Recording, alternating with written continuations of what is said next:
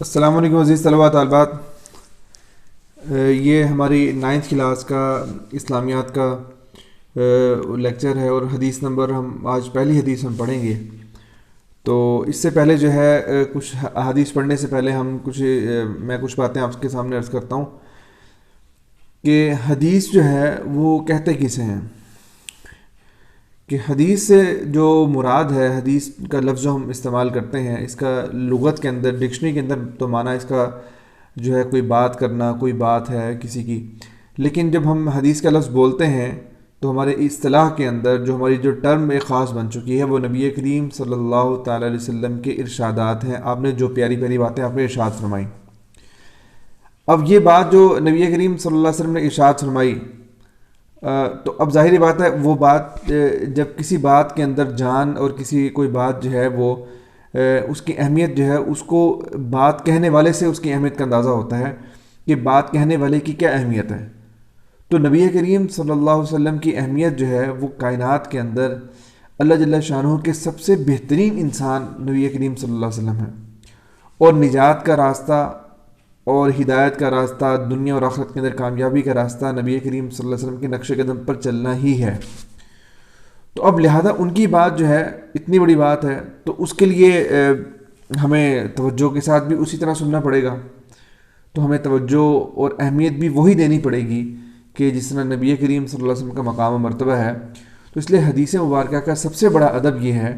کہ ہم اس کو توجہ اور دھیان کے ساتھ ہم اس کو سنیں، اور ہم یہ تصور کریں کہ نبی کریم صلی اللہ علیہ وسلم نے یہ بات ارشاد فرمائی ہے، اور یہ میں یعنی کہ نبی کریم صلی اللہ علیہ وسلم کی بات کو میں سن رہا ہوں۔ اب اس دھیان کے ساتھ، توجہ کے ساتھ ہم سنیں گے اور اس کو پڑھیں گے تو پیپر کے اندر پاس ہونا صرف مقصد نہیں ہے، یہ بہت چھوٹا سا مقصد ہے کہ ہم پیپر کے اندر جو ہے ہمارے نمبر اچھے آ جائیں تو اس لیے ہم پڑھ رہے ہیں، نہیں، بلکہ حدیث مبارکہ قرآن پاک کی آیات جو ہے ہم اپنی زندگی کو بہتر بنانے کے لیے ہم ان حدیث کو سنیں اور ان حدیث کو پڑھیں،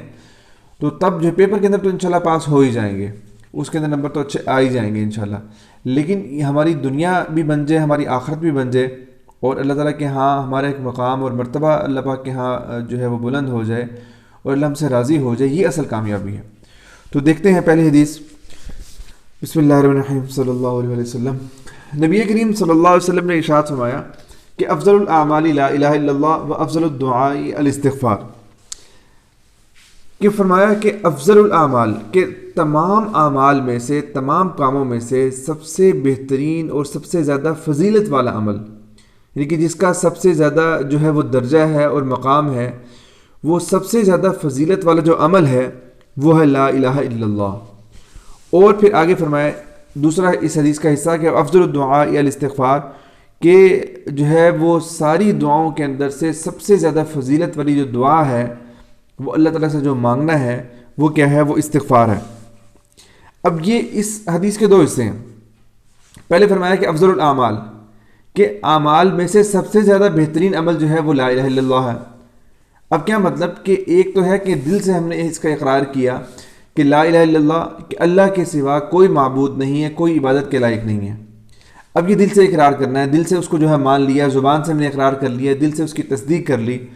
دل میں ہم نے یہ یقین بٹھا لیا کہ اللہ جل شانہ کے علاوہ کوئی شخص بھی، کوئی ذات بھی عبادت کے لائق نہیں ہے، عبادت اور سر جھکانا صرف اللہ کے آگے ہوگا بس۔ اچھا، پھر دوسرا اس کا جو یہ ہے، جو چیز ہے، جو اصل جو کرنے کی چیز ہے اور جو ہماری زندگی کے اندر جس کی بہت زیادہ اہمیت ہے، وہ ہے اس کے اوپر عمل، کہ ہم صرف اس کلمے کو، اس الفاظ کو اس میں زبان کے ساتھ ادا نہ کریں، بلکہ ہمارے جسم اور ہمارے جسم سے نکلنے والے اعمال جو ہیں، ہمارے دنیا کے کام، ہمارے روزمرہ کے کام، صبح سے لے کے شام تک کے جتنے بھی کام ہیں،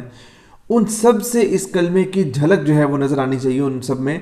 کہ یہ لا الہ الا اللہ، کہ اللہ کے سوا کوئی معبود نہیں ہے، لہذا میں بیمار ہوتا ہوں تو شفا مجھے وہی دیتا ہے، میں صحت مند ہوتا ہوں تو بیمار وہی کرتا ہے، میں بھوکا ہوتا ہوں تو کھانا وہی کھلاتا ہے، میں پیاسا ہوتا ہوں تو پانی وہی پلاتا ہے، میری دنیا کے نظام سارے کے سارے وہی چلا رہے ہیں، مجھے جو ہے وہ رزق وہی دیتا ہے، مجھے عزت وہی دیتا ہے، وہ ذلت اس کے ہاتھ کے اندر ہے، بیماری اس کے ہاتھ کے اندر ہے، نفع اس کے ہاتھ کے اندر ہے، نقصان اس کے ہاتھ کے اندر ہے۔ ہمارا یہ اتنا زیادہ تصور بن جائے کہ ہمیں دنیا کی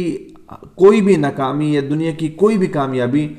ہمیں اللہ تعالیٰ کی طرف ہمارا دھیان لے جائے، کہ اللہ ہی ساری چیزوں کے مالک اور خالق ہیں. اللہ پاک کے نظام، اللہ پاک کا پوری کائنات کا نظام اللہ کے ہاتھ میں ہے. اور اب جب سارا کچھ اللہ تعالیٰ کا ہے اور اللہ کے سوا کسی کے آگے سر جھکانا بھی نہیں ہے، کسی کو ماننا بھی، کسی کے آگے جو ہے وہ کسی سے اپنی حاجتیں بھی اپنی پوری نہیں کروانی، کسی کو جو ہے نا وہ اس سے ضروریات کی امیدیں بھی اس سے نہیں رکھنی کہ اللہ تعالیٰ جو ہے جس طرح یہ میری ضروریات پوری کرتا ہے اس طرح کوئی اور شخص بھی پوری کر سکتا ہے. اولاد کسی سے نہیں مانگنی، کوئی رزق کسی سے نہیں مانگنا، اللہ تعالیٰ کے سامنے سب کچھ کرنا ہے. تو اب اس کا تقاضا کیا ہے کہ میں جو ہے ہماری زندگی کے اندر اللہ جل شانہ کی فرما برداری آ جائے، کہ ہم اللہ تعالیٰ کی بات کو مان کر چلیں. اور اس لیے فرمایا کہ نبی کریم صلی اللہ علیہ وسلم نے کہ سب سے افضل کلمہ جو ہے اعمال کے اندر سب سے افضل چیز جو ہے وہ لا الہ الا اللہ ہے، کہ لا الہ الا اللہ صرف زبان سے نہ کہا جائے بلکہ اس کے اوپر ہماری زندگی کے اندر عمل بھی آ جائے. اور دوسری چیز جو آپ نے ارشاد فرمائی کہ سب سے افضل دعا جو ہے، سب سے بہترین، سب سے زیادہ فضیلت والی دعا جو ہے وہ استغفار ہے. استغفار کا مطلب کیا ہوتا ہے؟ سب سے پہلے دیکھیں دعا کیسے کہتے ہیں. دعا کہتے ہیں کہ ہم جو اللہ سے اپنے چیزوں کو مانگتے ہیں، اللہ کے سامنے ہم ہاتھ پھیلاتے ہیں، جھولی پھیلاتے ہیں، اللہ سے اپنے معاملات کو حل کرانے کے اللہ پاک کے سامنے درخواست پیش کرتے ہیں، اس کو جو ہے وہ دعا کہتے ہیں. اب دعائیں بہت ساری ہیں. انسان اپنے رزق کے لیے دعا مانگتا ہے، اپنی جو ہے وہ اور چیزوں کے لیے دعا مانگتا ہے، اور بالکل مانگنی چاہیے. حدیث پاک میں آتا ہے کہ نبی کریم صلی اللہ علیہ وسلم نے ارشاد فرمایا کہ اگر تمہارے جوتے کا تسمہ بھی ٹوٹ جائے، لیکن جوتے کے تسمہ سے مطلب یہ ہے کہ بالکل معمولی سی چیز اگر نقصان بھی ہو جائے، تمہیں ضرورت حاجت پیش آئے، تو اس کے لیے بھی تم اللہ سے مانگو. بھوک لگ رہی ہے اللہ سے مانگو، یعنی کہ ایک ایک چیز ہم نے اللہ پاک سے مانگنی ہے، چاہے وہ دنیا کی ضرورت ہو چاہے آخرت کی ضرورت. ان ساری دعاؤں کے اندر نبی کریم صلی اللہ علیہ وسلم ارشاد فرما رہے ہیں کہ سب سے بہترین دعا جو ہے وہ کون سی ہے؟ وہ استغفار ہے، کہ اپنے گناہوں کی معافی مانگنا کہ یا اللہ مجھے معاف کر دے. اب کیا مطلب کہ گناہوں کی معافی مانگنے کا مطلب یہ کہ یا اللہ بس مجھ سے بہت سارے گناہ ایسے انسان ہو جاتے ہیں کہ انسان کو پتہ بھی نہیں لگتا کہ گناہ ہو جاتے ہیں، اور بہت سارے گناہ ہوتے ہیں کہ جو ہم جان بوجھ کر لیتے ہیں.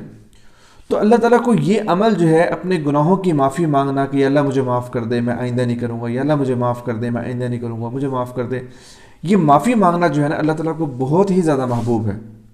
اور اللہ تعالیٰ اس کی وجہ سے انسان کو جو ہے وہ بخش دیں گے. یہ جو اللہ تعالیٰ کو، اللہ پاک کو یہ انداز اپنے بندے کا بہت پیارا لگتا ہے کہ بندہ اللہ کے سامنے ہاتھ پھیلا کر اور جھولی پھیلا کر مانگ رہا ہے کہ اللہ مجھے معاف کر دے، یا اللہ مجھے معاف کر دے غلطی، یعنی کہ عاجزی انکساری کا اظہار کر رہا ہے. تو نبی کریم صلی اللہ علیہ وسلم نے ارشاد فرمایا کہ یہ جو ہے سب سے بہترین دعا، سب سے افضل، سب سے زیادہ فضیلت والی دعا جو ہے وہ استغفار ہے. اس میں ایک چھوٹی سی حدیث آپ کو ایک اور بھی سنا دوں کہ ایک مرتبہ نبی کریم صلی اللہ علیہ وسلم نے اپنے صحابہ کے نام سے ارشاد فرمایا کہ کیا تمہیں میں بتاؤں نا کہ وہ جو قیامت والے دن لوگ اپنے رب سے، جب مومن اپنے رب سے ملاقات کریں گے تو وہاں ان کے درمیان کیا بات چیت ہوگی؟ صحابہ نے اس کے رسول ضرور بتائیں. تو آپ نے فرمایا ہے کہ جب مومن اپنے جو ہے اللہ تعالیٰ کے سامنے پیش ہوں گے ایمان والے، تو اللہ پاک ان سے پوچھیں گے کہ کیا تم میری ملاقات کو مجھ سے ملنا چاہتے تھے؟ کیا تم میری ملاقات کو محبوب سمجھتے تھے، مجھ سے ملنا چاہتے تھے؟ تو یہ اللہ بالکل ہم تجھ سے ملنا چاہتے. اللہ پاک فرمائیں گے کیوں تم مجھ سے ملنا چاہتے تھے، میری ملاقات کو محبوب کیوں رکھتے تھے؟ تو بندے عرض کریں گے کہ اللہ کہ تیری معافی اور تیری مغفرت کی وجہ سے، کہ ہم نے سنا ہوا تھا کہ تو معاف کر دے گا، تو مغفرت کرنے والا ہے، تو ہم نے اس وجہ سے تجھ سے ملنا چاہتے تھے، تجھے دیکھنا چاہتے تھے، تیری ملاقات کو محبوب رکھتے تھے. تو اللہ پاک فرمائیں گے کہ جاؤ تمہارے اوپر میری مغفرت اور معافی واجب ہو چکی. تو اللہ تعالیٰ کو استغفار کرنا اتنا زیادہ پسند ہے. اور نبی کریم صلی اللہ علیہ وسلم نے ایک حدیث پاک میں ارشاد فرمایا کہ میں دن میں 70 سے زائد مرتبہ استغفار کرتا ہوں. اب آپ خود سوچیں کہ نبی کریم صلی اللہ علیہ وسلم کے کوئی گناہ ہیں ہی نہیں، بالکل گناہوں سے پاک، اور جو ہے نا کوئی بالکل معصوم ہے جناب نبی کریم صلی اللہ علیہ وسلم، اس کے باوجود آپ 70 مرتبہ اللہ تعالیٰ سے استغفار کرتے ہیں. تو ہمیں کتنا زیادہ استغفار کرنا چاہیے اللہ تعالیٰ سے. استغفار کا مطلب کیا؟ استغفر اللہ، یا اردو کے اندر ہم کہیں یا اللہ مجھے معاف کر دے، استغفر اللہ، یا اللہ میری مغفرت کر دے، میں تجھ سے مغفرت چاہتا ہوں، استغفر اللہ تعالی ربی من کل ذنب واتوب الیہ. مختلف اس کے کلمات ہیں. تو کم از کم درجہ یہ ہے کہ استغفر اللہ انسان اللہ تعالیٰ کی طرف توجہ کر کے، دھیان کر کے دن میں 100 مرتبہ کم از کم روزانہ استغفار کریں رات کو سوتے ہوئے. یا اللہ پورے دن میں جتنے گناہ ہو گئے میں تجھ سے معافی مانگتا ہوں، کل یہ گناہ نہیں کروں گا میں. تو یہ اللہ تعالیٰ کو عمل اتنا زیادہ پسند ہے کہ ساری دعاؤں کے اندر سب سے زیادہ فضیلت والی دعا جو ہے یہ استغفار ہے. اور انشاءاللہ جو آپ اپنا معمول بنا لیں روزانہ، انشاءاللہ ایک دن آئے گا کہ اللہ تعالیٰ آپ کی زندگی دن بدن جو ہے وہ پاکیزہ ہوتی جائے گی، اور جب اللہ کے سے ملاقات ہوگی، اللہ کے سامنے پیش ہوں گے، تو انشاءاللہ اللہ تعالیٰ بالکل آپ کو جو ہے، اللہ تعالیٰ ہم سب کو جو ہے اللہ پاک معاف کر دیں گے۔ اپنی زندگی کا حصہ بنا لیں اس کو، جس طرح ہم روزانہ کھانا کھاتے ہیں، استغفار کو، اللہ تعالیٰ کی ذکر کو ہم اس طرح اپنی زندگی کا حصہ بنائیں۔ تو امید آپ کو یہ لیکچر سمجھ میں آیا ہوگا۔ تو اس کے علاوہ کوئی آپ نے کوئی بات پوچھنا ہو اس کے حوالے سے، تو اس میں مزید آپ کمنٹس میں پوچھ لیجیے گا۔ بہت شکریہ۔